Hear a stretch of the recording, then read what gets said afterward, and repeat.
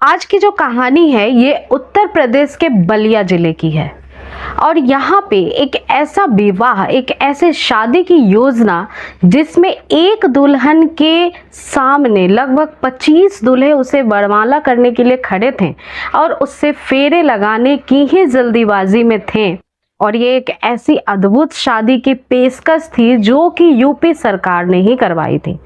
लगभग 560 यहाँ पे जोड़े शादी के लिए आए थे और ये एक ऐसा सामूहिक विवाह था जिसमें कि 18 साल से कम आयु के भी दूल्हे शामिल हुए थे। ये शादी अपने आप में एक ऐसी सुर्खियां बटोर रहा था जिसकी चर्चा यूपी में सभी तरफ फैली थी। ना कि यूपी में बल्कि आसपास के जितने भी क्षेत्र में इस बात की खबर लोगों तक पहुंची तो सोशल मीडिया पे भी ये एक ऐसा चर्चा का विषय बना जिसे सबसे ज्यादा सुर्खियां मिली। इस शादी में क्या खास चीज थी, क्या बात थी कि यूपी सरकार को इस तरह की हरकत करने पे मजबूर होना पड़ा। आज की कहानी इसी पे आधारित है।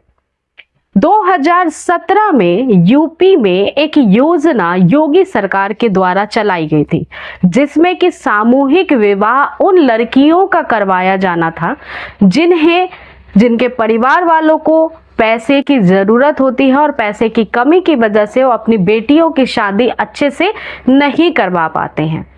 इस वजह से 2017 में जो योजना निकाली गई इसमें उन गरीब परिवारों की लड़कियों को 51,000 देने का एक एस्टीमेट बनाया गया जिसमें कि उन बच्चियों की शादी से लेकर के तमाम वो दहेज के सामान और खर्चे होंगे विवाह में, जिसकी वजह से जो सरकार है योगी सरकार वो इनकी जिम्मेदारी लेगी। कहानी की शुरुआत होती है बलिया जिले से लगभग 100 किलोमीटर की दूरी पे यूपी सामूहिक विवाह कार्यक्रम से।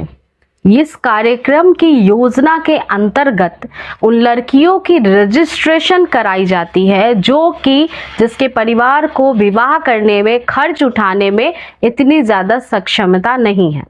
रजिस्ट्रेशन के तहत उन तमाम लड़कियों की रजिस्ट्रेशन होती है जो कि विवाह योग्य हैं, जिनकी उम्र विवाह लायक हो गई है, जिनकी तलाक हो गई है महिलाओं के, अगर वो दूसरी शादी कर रही हैं तो वो भी आवेदन दे सकती हैं। और कुछ क्राइटेरिया इसमें फुलफिल किए जाते थे जो कि योगी सरकार की ही पूरी जो टीम होती थी वो कराती थी। लगभग 560 जोड़ों को भी 2017 में नामांकन किया गया था जिनकी शादी होनी थी। अब ये जो शादियां थी लगभग मान लीजिए कि 1120 लोगों की शादियां थी जो आपस में तय करानी थी और करवानी थी। इसके लिए योगी सरकार के द्वारा 51,000 की जो राशि थी इसको भी कुछ हिस्सों में डिवाइड किया गया जिसमें कि 51,000 में से लगभग 35,000 रुपए डायरेक्ट उस लड़की के खाते में जाते थे जो कि विवाह योग्य हो चुकी है, जिसकी रजिस्ट्रेशन स्वीकार कर ली गई है। इसके अलावा जो 16,000 रुपए बचते थे इसमें से 10,000 रुपए उसके गहने के लिए अलग से निकाले जाते थे। बाकी के बचे जो 6,000 होते थे इसमें जो मंडप होता है, लड़की के परिवार वालों का आने जाने का जो खर्चा होता है, इन सभी का एस्टिमेट बना के टोटल 51,000 की जो राशि थी वो तय कराई गई थी। जब ये सामूहिक विवाह का कार्यक्रम रखा गया था तो उस दौरान कुछ वीडियो क्लिप्स वायरल हुए थे जिस वजह से ये सामूहिक विवाह चर्चा का विषय देश प्रदेश में बन गया था, क्योंकि एक लड़की के सामने 25 लड़के और उनमें से ना जाने कई सारे ऐसे दूल्हे जो उम्र उनकी लायक ही नहीं है शादी के, जो कि बालिग ही नहीं है। और इतना ही नहीं, ऐसे फेरे जिसमें कि जो जयमाला होता है, जो वरमाला होता है, इसमें मालाएं दुल्हन अपने आप को खुद ही पहनाती हुई दिखाई दे रही हैं। अब जब ये भेद खुलता है, ऐसे वीडियो जब सर्कुलेट होना शुरू हो जाती हैं, तब अब शासन प्रशासन सख्ती में आता है और इस विवाह की योजना की पड़ताल करना शुरू करता है। मालूम पड़ता है कि जो इसमें एक दूल्हा बैठा है जो 18 साल से भी कम उम्र का है, उसे पकड़ के लाया गया है और वो रास्ते से पकड़ा हुआ एक ऐसा बच्चा है जिसे ये बोलकर लाया गया है कि तुम्हें 4-5 हजार रुपए मिल जाएंगे, कुछ घंटे के लिए तुम्हें दूल्हा बनना है, इस यूपी सामूहिक विवाह योजना का हिस्सा बनना है कुछ ही घंटों के लिए। जो दुल्हन तुम्हारे सामने बैठेगी वो तुम्हारे साथ घर नहीं जाएगी, बस तुम्हारे फेरे कराए जाएंगे जो भी झूठे होंगे, और इसके लिए तुम्हें 4 से 5 हजार रुपए मिल जाएंगे। बस इतने से शर्त थी। बच्चा तुरंत मान जाता है और आके बैठ जाता है। महज 13-14 साल का लड़का अपनी उदास निगाहों से ये समझ भी नहीं पा रहा था कि उसके साथ क्या हो रहा है। जब इस सामूहिक विवाह का भांडाफोड़ होता है, जब थोड़ी जांच होती है और जांच की कमेटी बिठाई जाती है, तब पता चलता है कि सामूहिक विवाह में डीएम का मौजूद होना बहुत जरूरी है। लेकिन उस वक्त उस सामूहिक विवाह में डीएम तक मौजूद नहीं थे। ये कहानी 2017 से शुरू हुई थी, लेकिन इसकी अंत 2024 में 25 जनवरी की उस यूपी सामूहिक जो विवाह था उसमें खुलती है, जब ये वीडियो वायरल होना शुरू हो जाता है।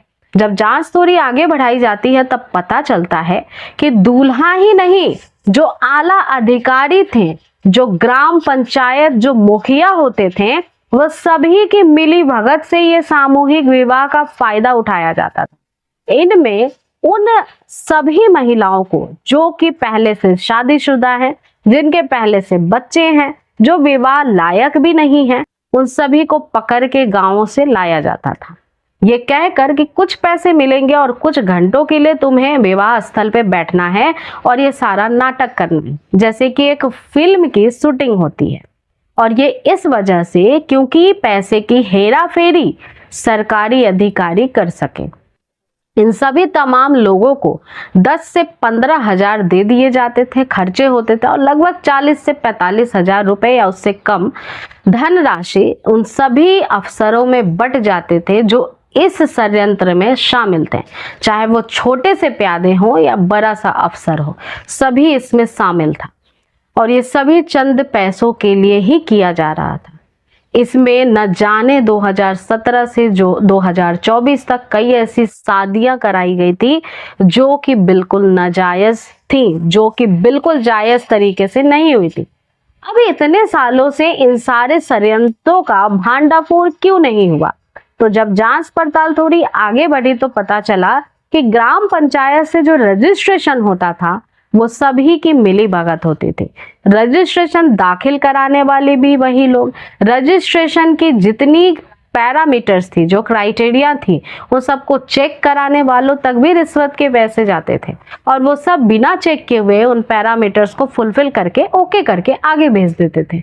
और इस तरह से ये शादी 2024 में सुर्खियों में इस वजह से आई कि रजिस्ट्रेशन जितना था उससे कई ज्यादा दूल्हे इस शादी में पहुंच गए थे। मानो कि एक लड़की पे लगभग 4 से 5 दूल्हे तैयार हो गए। उन सभी को बैठाया गया और सभी की शादी करा दी गई। जब ये वीडियो वायरल हुआ तब जांच का विषय ये था कि एक औरत पे इतने मर्द फेरे लेने के लिए क्यों करे हैं।